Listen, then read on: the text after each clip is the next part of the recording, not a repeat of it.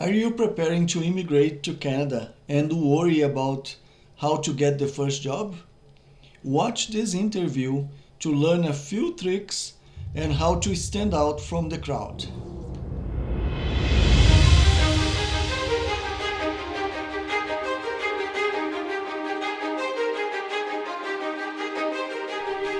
Hello, people! Welcome to another week's interview. And today I spoke with Stuart Smith, which is a friend of mine, and he is a professional in the IT field with more than 40 years of experience. He shares his expertise and knowledge about the job market, and I'm pretty sure that will contribute to your plan to immigrate to Canada. If you like this video, please hit the button like, comment, share this video, and also don't forget to subscribe to the channel. Let's watch the interview. So today's interview is with a professional of IT. He has been in the job market for more than 40 years. And through the years, he has recruited many professionals. We are going to talk with him. His name is Stuart, and he will tell us a little bit about the behind the scenes of recruiting and hiring people. This way, you can come to Canada better prepared to enter the job market. Stuart, thank you for making time to speak with us, and you are very welcome to share your expertise with us. Well, thank you, Klober. It's good to talk with you. For those of you that are watching in Canada, we need good people to come to Canada. People in my generation, we're getting older, and we haven't had enough kids. So there is growing demand in the job market for good people. Canada, as a country, has a policy of encouraging immigration. But we realize that there's many people want to come to Canada, and so the government wants to pick the people who can contribute the most to Canada, and also the ones who have the best potential to fit in and become part of Canadian society and to thrive in our country. Yes. Could you tell a little bit more about you, about your experience, and what roles have you played on the job market? Sure. Well, as Cooper mentioned, it's a few decades ago now that I graduated from college. I actually majored in production agriculture. I figured I would come home and farm with my dad. But I also had almost a full major in business data processing. I enjoyed working with computer systems. And when I graduated in 1982, the economy wasn't very good. Interest rates were crazy high. And so I got into the IT field, and I have worked there ever since. I've worked as a programmer analyst, a systems analyst, a project manager. I managed a systems integration group where we did medium and large scale custom software development. And for the last 26 years, I was part of founding and managing a cooperative corporation that's owned by 18 telecom companies. They're small to medium-sized telecom companies, mostly in Ontario, one in Alberta. And we provide the billing and IT services for those companies. We bill for approximately 250,000 end users. And so that's been my professional experience. I'm also my wife and I, we love newcomers to Canada. We of all sorts. We especially work with international students in Canada. Okay, and that is where I met Stuart. We volunteer at the same organization that helps integrate international students in Canada. With Stuart, for foreigners, it seems that it's too hard to get the first job in Canada. I myself, I took 6 months until I was first hired in Canada. Why is that so hard? Why does it seem so hard to find the first job? Well, I think that there's a number of things that happen when people come to Canada. When you come to Canada, you have to demonstrate that you are able to support yourself for a period of time, so you don't become a burden to the taxpayer. So when you do that, there's a lot of pressure on you. Now there's jobs like, flipping burgers at McDonald's and that sort of thing that are easier to get. But one of the challenges is, in order to get enough points to come to Canada, you probably have some significant qualifications. And so a lot of those low end entry level jobs, people say, well, if I hire him, he's going to be here for 2 weeks and then go when he finds something better. And so the entry level jobs can be a little harder to find, but in Canada and probably in most countries, if I moved to Brazil, it would probably be the same thing. To find my first job there would be really hard. Once you find your first one, then the next one is probably becomes easier. But so even for a Canadian, finding your first job is the hardest one to find, but especially for newcomers. A part of it is you don't know anybody, you don't know who's hiring, nobody knows you, so nobody can really give you an informed reference. And you really have no network. It can also be very discouraging. Many times I've talked to students, sometimes they tell me they've applied for 500 jobs and they haven't got any responses at all. And I always ask them, even though I'm pretty sure I know the answer before I ask the question, but I ask them, how did you apply? And they'll say, well, through LinkedIn, or through Indeed, or through Monster, or ZipRecruiter, or one of the various online platforms.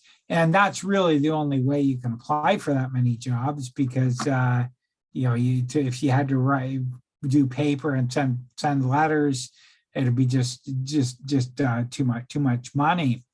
But the problem is there's so many people apply to that it becomes just an ocean. I know as an employer, I've advertised on Indeed, this is back before COVID, and I might get 200 applications for the same job.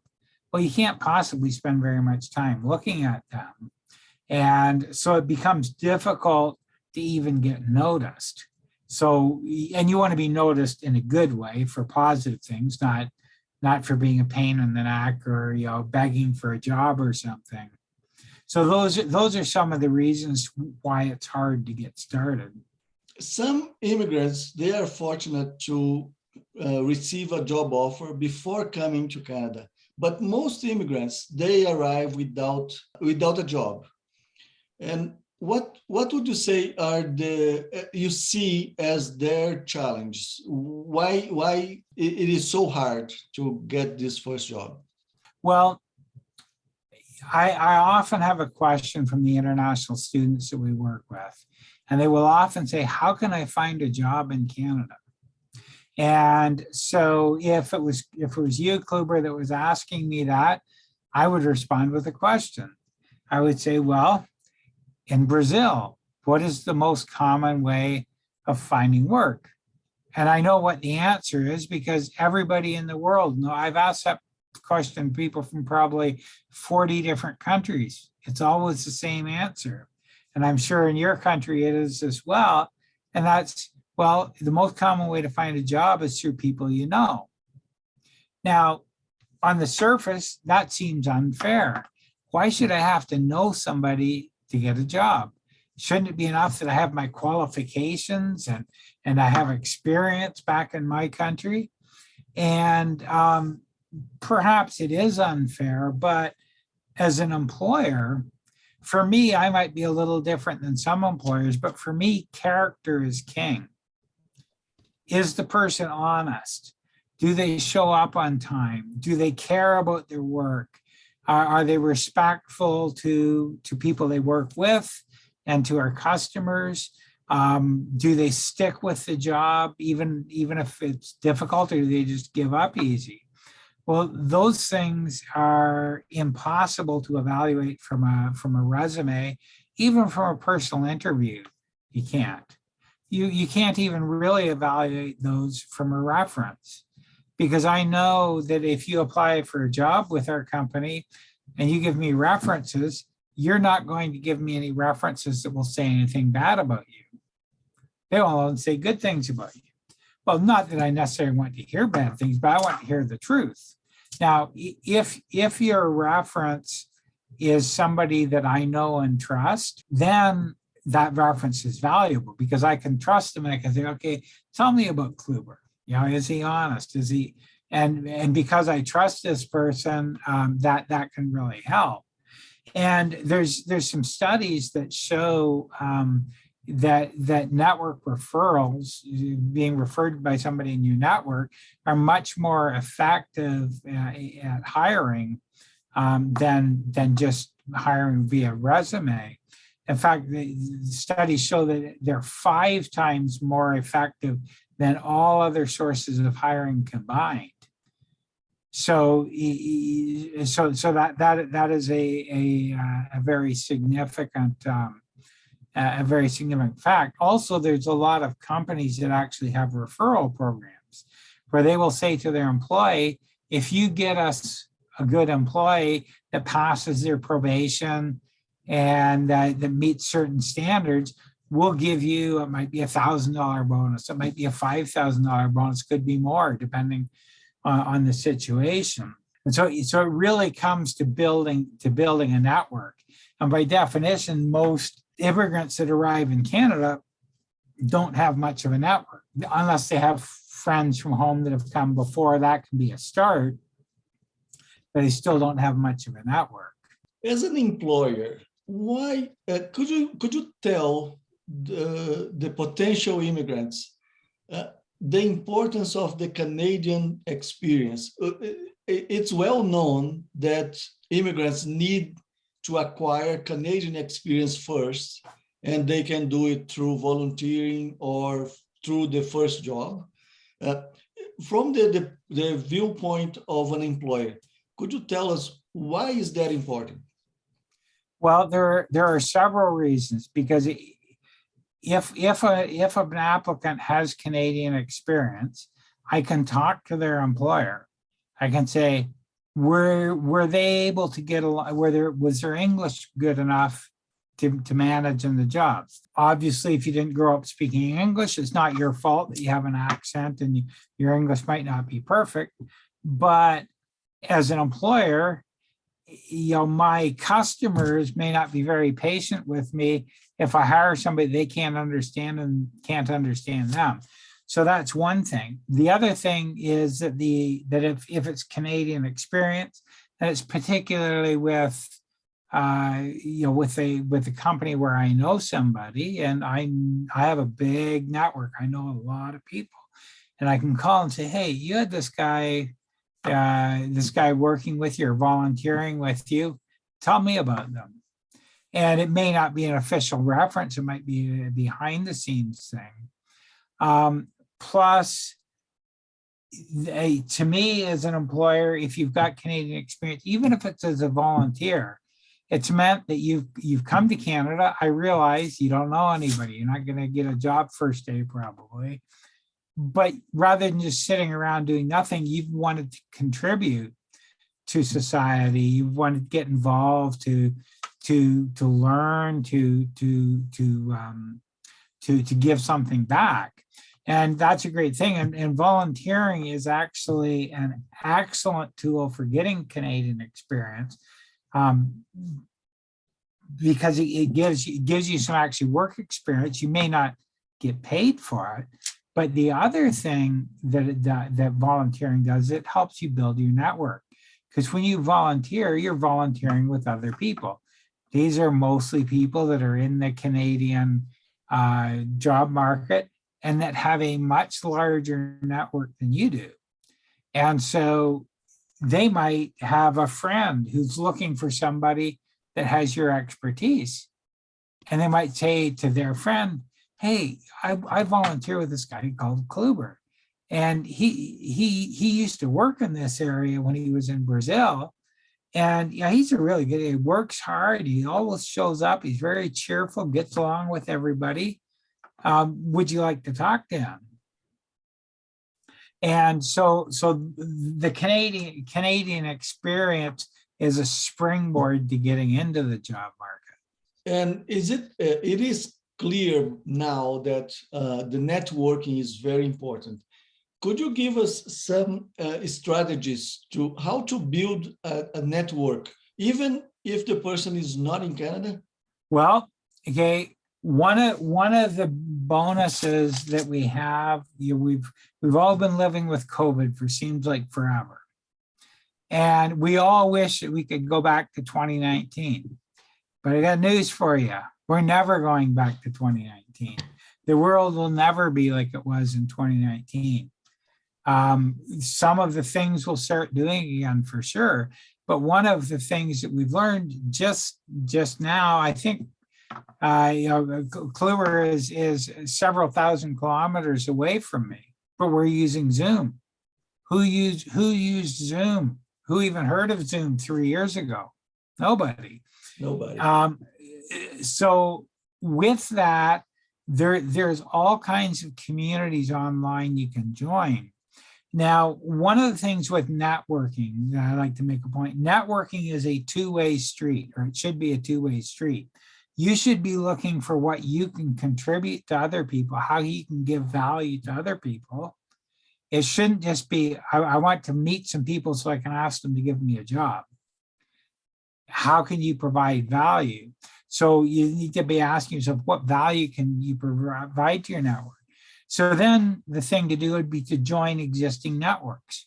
Even if you happen to be in Brazil, you can, if you know that you're going to be moving to Calgary, to Winnipeg, to London, you can search on the internet. You can find Meetup is a great site. There's often meetups, and over COVID, a lot of the meetups have been done online. Nothing stops you from saying, hey, I'm currently in Brazil, but I am immigrating to Canada. I'm planning on coming to London. I am involved in this profession. Could I join some of your online? I'd like to learn about the about the city and about this profession in Canada. And people might say yes, people might say no. But if you don't ask, you won't get there. Another thing to do is to ask for informational interviews. So if you have particular professional experience or business experience in your country, look for companies in the area where you're moving to. Do some research on them, learn about them. Say, does this look like a company I'd like to work for? That is more than just saying, maybe this company might hire me and give me a paycheck. That's important for sure. But is this a place that I go, wow, I really look forward to getting to Canada so I can go work at this place. This looks like a great place to work. Well, when you find that, then you do some research and you find somebody in management there, and you contact them and say, hey, I'm planning on coming to Canada, immigrating to Canada, and I have experience in this area. I've been looking at your company. I'm very interested in what your company does.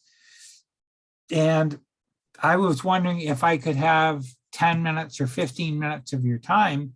I would like to have a call with you, and I would like to ask you these 2 or 3 questions. Make sure you invest some time to make them meaningful questions. Now, some people you might contact and never hear back from them. But some of those people are going to say, well, hey, this person's actually invested a lot of time. I can give them 10 minutes. I can give them 15 minutes. And I see what question, I know what they're going to ask me. So I don't have to worry that you're going to say, oh, please give me a job. I have to have a job, So those are good things to do. The other thing to do is to groom your LinkedIn profile, because 87% of recruiters use LinkedIn to check candidates. So if you're starting to inquire, like even if you're asking for an informational interview, make sure you've got a well thought out LinkedIn profile, because people might check you out and say, oh, wonder who this guy is. Yeah. And, anything you put on social media, and LinkedIn is a form of social media, you need to consider if somebody that's thinking of answering my request for an informational interview is what they see on my profile going to encourage them to do that or discourage them. Particularly in these days where people post a lot of silly nonsense on their social media platforms, that can really hurt you. Yeah, that's true. We have seen a lot of people being hurt by what they posted on social media. Stuart, from the point of view of an employer, could you tell us what about what are the most common reasons a resume gets rejected? I can tell, I have seen some, and people from other corners of the world. I have seen a resume where the guy put a picture of his family and he sent the resume to the employer asking for a job. What makes a resume get rejected? Well, I've done some research lately, and according to the research, 84% of the times that a application gets rejected are because it's an impersonal application. It's addressed to whom it may concern, or to hiring manager or something. Well, if you're interested in working for our company, it's not that hard to find out something about the company, who some of the managers are. But if you just, it's a sign to me of laziness and a lack of investment in the process. Another thing that's important in Canada is to send a thank you note after the interview. Like even the following day, to send an email, or even better, to do a handwritten card. Nobody does that anymore. So you can be sure if a handwritten card arrives addressed to the person who did the interview, or to the person who is the hiring manager, you can be sure they're going to go, boy, I haven't seen something with handwriting on for a very long time. You want to make sure it's neat and legible and readable. Another mistake a lot of people make is they're going to apply for 500 jobs, so they just make 500 copies of the exact same resume. You want to tailor your resume to the requirements of the job. You don't lie, you don't deceive, but if a job has certain responsibilities, you have experience that relates, you want to make sure to highlight that. And the experience that doesn't relate, you want to winnow that down, and then follow up with the employer afterwards as well. I encourage people in Canada, we have a restaurant called Tim Hortons. Kluber has been here long enough. I'm sure he's well associated with, we call it Timmy's. But what I encourage people to do after they've had an interview is you go to the Tim Hortons website and you buy a $10 Tim's gift card. Now, a $10 card's not enough to be a bribe, but it's a nice thank you. And so what I would encourage people to do is you write an email to the person that you had the interview with. You thank them very much for their time. You talk about how you enjoyed learning about the company and the requirements of the position. And I just want you to know that when you have a coffee and donut, I want you to remember how much I appreciate you. And the gift card is just a 2D barcode. You put that in the email. And if you do that, now it depends how many people see this and start doing that. But in general, if you do that, I can pretty much guarantee you that's the first time this week that manager has had somebody do that, probably the first time ever. Is it going to get you the job? No, it's not going to get you the job, but they will remember you. They might even pull your resume out again and look at it. And that's important when you realize that the average recruiter spends 6 seconds reviewing a resume. So anything you can do to attract their attention and to have them remember you helps you to stand out from the crowd. Let's put it in a different way. And I know that in Brazil and in all the other countries, the way that we make our resume is different. Sometimes we are encouraged to put a picture, other times to use colors. What makes a good resume for the Canadian job market? Well, I'm not particularly an expert on resumes, but I think that a key thing is to remember that 6-second rule. You've got 6 seconds to grab people's attention and give them a sense of who you are and a sense of the value that you can provide to them. Because employers don't hire you just to have somebody to warm a bench. They're hiring you because they're hoping that you're going to provide significantly more value to the company than what they have to pay you. If they pay you $50,000 a year and you only add $20,000 worth of value, you're not going to be around long. So you whatever you do, you want to convey that. Now, if you're at a college or university, colleges and universities have departments of people who specialize in helping you develop resumes. But if you're just coming as an immigrant and you're not going to school, most cities will have organizations there that will help you do a resume.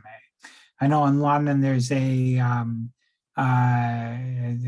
WIL is an organization that will help people do that. And I would really encourage you to take advantage of those resources.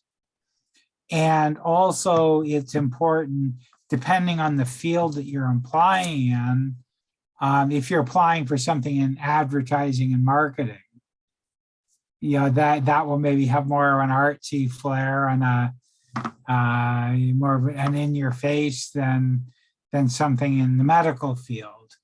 And so it's important to consult with people who have expertise in that field for what's the most attractive resume.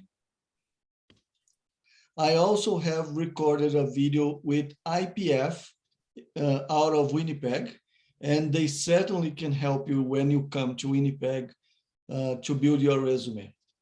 For us to wrap up the interview, Stuart, how can a person then stand out of the crowd when looking for a job in Canada? I guess the first thing I would say, cultivate your network, build a two-way network, and have the attitude of a learner. Don't go into situations thinking try and convey that you have all the answers, but go in to learn. People are often willing to help you learn. That will give you knowledge to know how to navigate. Build a resume that captures the recruiter in the first 6 seconds. Customize your resume for each application, and customize and personalize your cover letter. So it needs to be addressed to a person by name, not just to whom it may concern.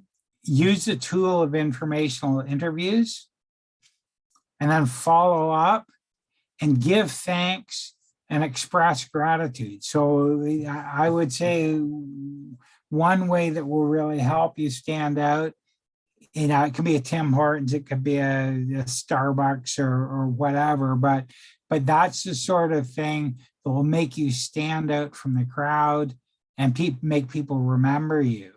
Thank you very much for sharing your experience and all this knowledge with me and the viewers. Is there any question that I should have made and I didn't? I think the one of the issues is how you pick where you're going to locate to when you come to Canada. Canada is a very large country. There's a lot of places. And I guess if I was coming to Canada, I would probably choose to start where I know somebody already, where I've got some hook. When you start building your network, you've got to start with what you've got. And so if there's some sort of a connection you can build, and if you don't have a connection, then I would work at building a connection online before you come. We compared to 40 years ago when I graduated from college, it was an entirely different world. All we could do is go to a library and hope we could find a book that would help us. Now with all the resources we have online, there's many resources. So I guess that would be the question. The one question is, how do I pick where to go in Canada? Great. Stuart, thank you again for making time in your schedule to talk with us and share your expertise. I'm pretty sure this will be helpful for newcomers, for people who are preparing to come. And I'm very grateful for your time and your friendship, of course. Yes. Well, thank you, Kluber. And for those watching, I hope many of you are successful in your dream of coming to Canada. And I encourage you to become involved in whatever community you land up in.